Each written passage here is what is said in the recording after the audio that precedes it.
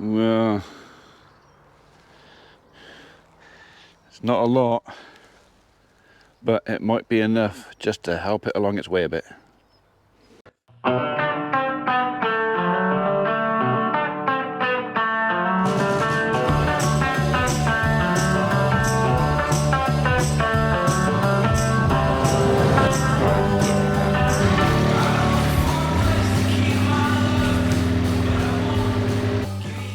Right, morning world, welcome to Tuesday 15th of April, and yes, we had a little bit of rain last night.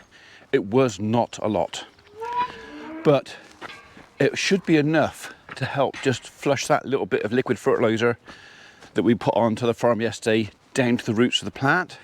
So let's put it this way, it's not going to do any harm. Right, I'm just preparing to go over to the farm. I got a meeting over there this morning with the insurance man. And then we are coming back over here, and I might let these guys out. Not right out, only a bit out. You'll understand. Come on. She said, you've only just walked down there. Was you looking for ratses and mouses and bunny winnies? Right, just got off the phone to Bristol Water with reference to that leak over at Tether Farm. So they hadn't contacted me because they'd written the leak off and said not their problem. So I've gone back and said, well, I still think it is your problem because we've not had any rain for a month and it's still coming out the ground at the same rate. But actually I think the leak is further up the field, and it's found a course down to the bottom of the field, probably through an old land drain or something, or following a rock seam. We have a few of those around Itchington. So they're going to send someone to look at it again. Hopefully we find something. Anyway, I have a little job in mind. A little job which I am going to need. Don't know if I need a new bucket. Maybe I can take, that'll do, some old ones. I'll take that. I'll take that.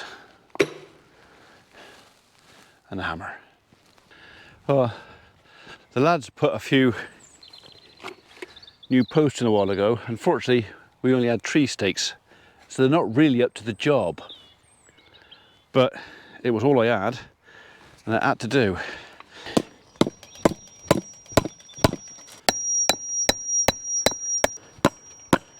This hammer sings. So if ever you're putting wire up for cattle, never, especially on the stock fence, never give them enough space to get their head in there. This is the thing that stops them stretching that. So if they can get their head in there sideways, they'll push this and they'll push it with that. Everything will be stretched. So, I mean, they're definitely tree surgeons and not farmers. What a state. Okay, next. Got a wobbly post. So I haven't really got time to fix it now. In fact, I don't actually think I've got any posts, so I have to order some posts. But I can make a make-do repair with that and that. Sorry I got my back to you, but it's kind of the easiest way for a minute. There. Pull that up tight. And then from there, around that rail. I might have to cut you for that. About there, I reckon.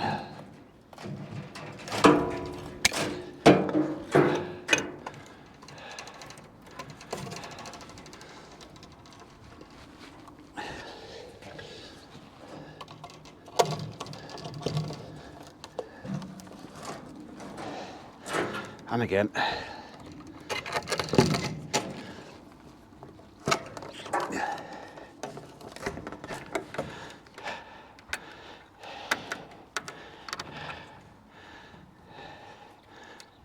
And around. That'll keep them in. Famous last words. I said it now. I'm going to wish I hadn't said that. I'm definitely going to wish I hadn't said that. But that should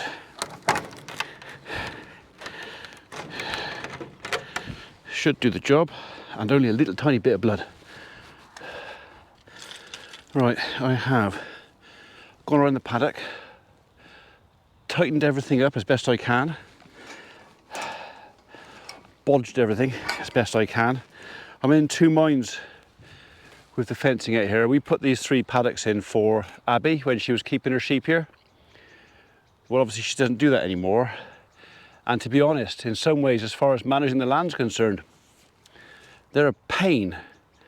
So it is possible that the first 2 paddocks, I might actually take all the fencing down there, keep this run down the side, because I can then get to the bottom fill without going through cattle and open gates, keep the bottom paddock, the original one, but return these top 2 back, well, to the avenue.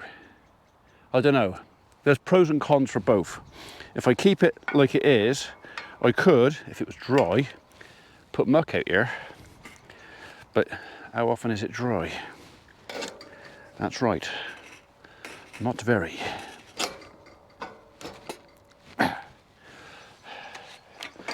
I reckon I can go a bit more than that.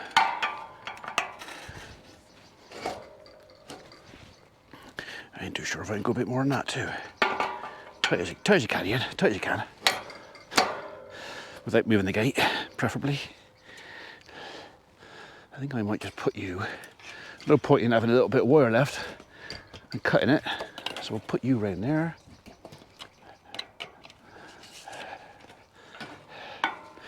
You can tighten up right in there. Look at that. Now we're sucking diesel.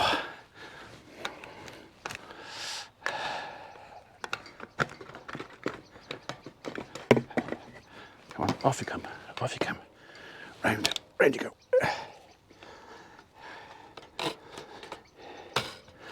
Round you go. Now we got you. Now we got you. That'll keep the buggers in. All right, so if you wonder why I've done that, I'll tell you. The cattle are bored. They want to come out some sunshine. They want to go on the grass. There isn't any grass, not really. So I can't give them that yet, but I can let them out for a bit of sunshine on their backs. But I don't want them gone.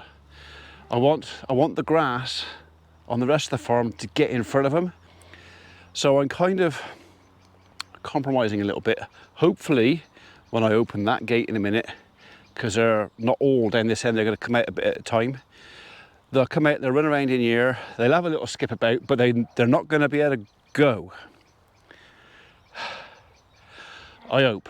Unless, of course, they go straight through that fence, which is entirely possible.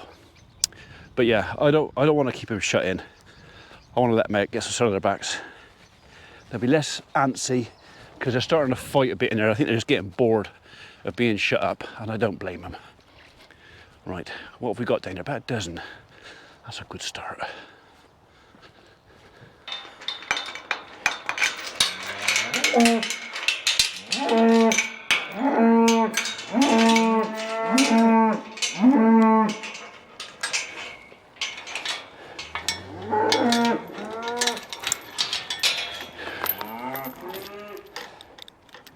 This could turn into a bit of a rodeo. Plus, some more of them have heard the, you know, decisions made.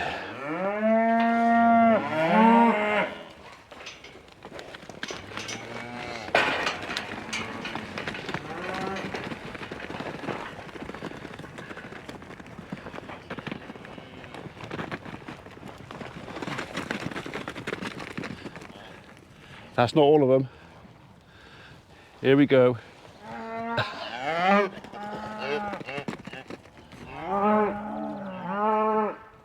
Please let that fence stop them.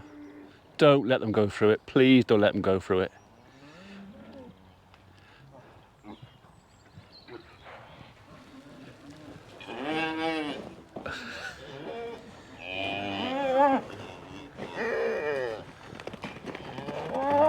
Oh, hallelujah.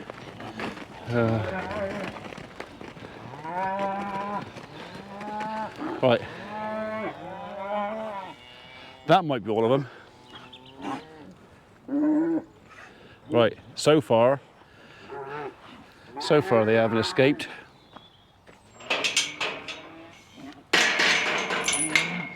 Right, you can be chained back to that post there. That's the ones we're going to have to watch for, is these young heifers. They might take a bit of stopping once they get going.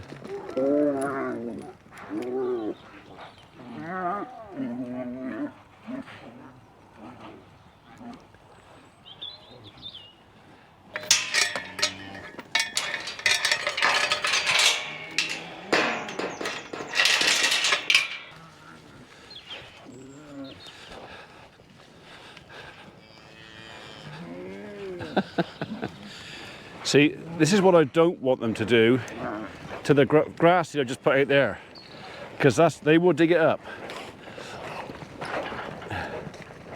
The nutters. Yeah, give them half an hour to get in their heads that they're inside a fenced area and they shouldn't get out. But it only takes that one who thinks they can and decides to go over it, and then the rest of them will follow. And then we're in deep doo-doo.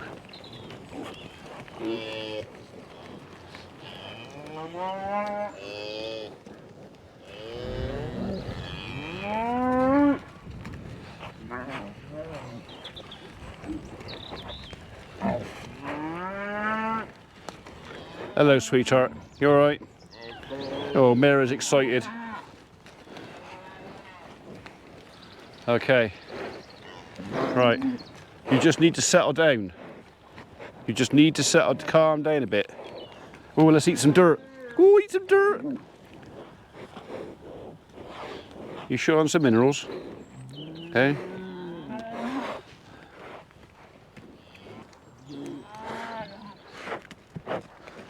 Behave, you.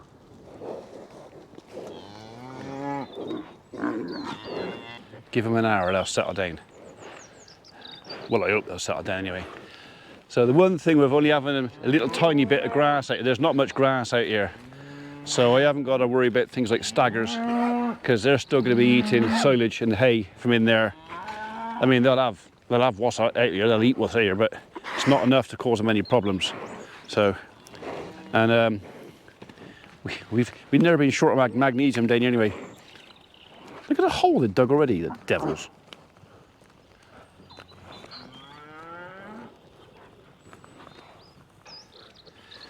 So far, the fence has worked.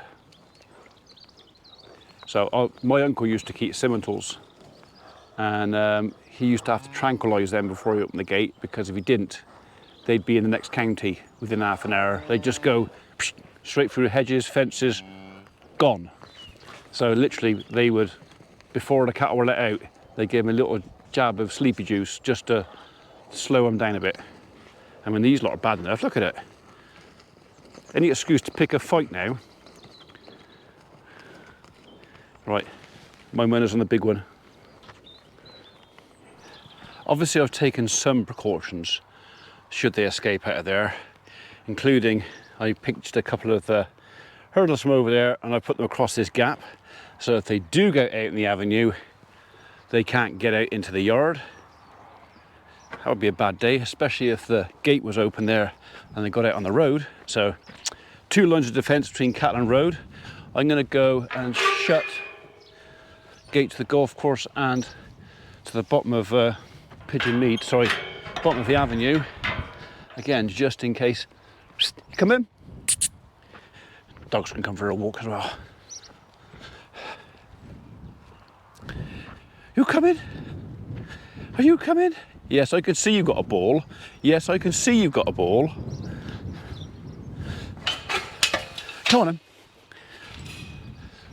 You coming, Crumble? She says, no, I'd rather not. Okay, fair enough.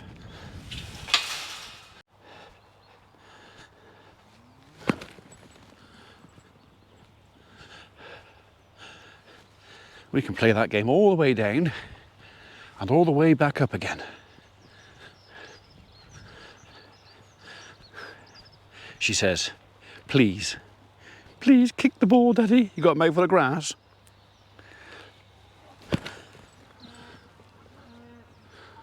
You can see how dry it's been. Even though I've rolled this, the ground's opened up with the slitter. So that's good. If it rains, water's going to percolate in, not run off, get down to the roots of the grass, but it's also dehydrating the roots a minute. You're not interested in a boy, you'd rather play with bunny bunnies. They're never satisfied. They're all down in the corner over here now mooing at me because they want to come out here and run around this one. I can't let them out here. I'll never get them back again. Okay, ready? Ready? Now I'll kick your nose, Vig. All right. So we are getting a bit of grass down here. Nowhere near what I hoped for. So I'm pretty sure a lot of that fertiliser, that granular fertiliser I put on a few weeks ago, ended up just evaporating into the air, which is a shame. But yeah, maybe a bit of it got down here.